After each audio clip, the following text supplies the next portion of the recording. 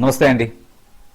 ఈరోజు మరో చిన్న టాపిక్ని నేర్చుకుందాం. చిన్న టాపిక్ అంటే నిజంగా చిన్న టాపిక్. నాకు లడ్డూ తినాలనిపిస్తుంది, నాకు సినిమా చూడాలనిపిస్తుంది, నాకు క్రికెట్ ఆడాలనిపిస్తుంది, ఇలాంటి మాటల్ని మనం చెప్తూ ఉంటాం. ఓకే, దీన్ని ఇంగ్లీష్లో ఎలా చెప్పాలి? ఆఫ్ కోర్స్ మనకు తెలుసు, I want to eat laddu, I want to play cricket, ఇలా మాటల్ని చెప్తూ ఉంటాం. ఓకే, ఈ వాంట్ టు దాంతోపాటు నిజానికి వాంట్ టు అంటే తినాలనుకుంటున్నాను. నేను చెబుతున్నది ఏంటంటే తినాలనిపిస్తుంది. ఇది ఒక చిన్న స్ట్రక్చర్. ఈ స్ట్రక్చర్ని మీరు ఇప్పుడు నేర్చుకోండి. నాకు లడ్డూ తినాలనిపిస్తుంది. సపోజ్ ఏదైనా మనకి చేయాలనిపిస్తున్నప్పుడు మనం ఇంగ్లీష్లో ఒక స్ట్రక్చర్ని వాడతామండి. ఐ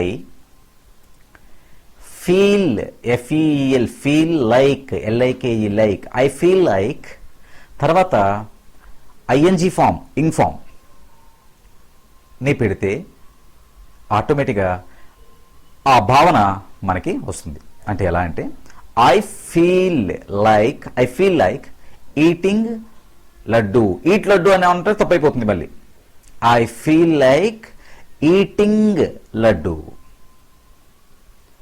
నాకు లడ్డు తినాలనిపిస్తుంది. I feel like eating laddu. నాకు క్రికెట్ ఆడాలనిపిస్తుంది. I feel like playing cricket.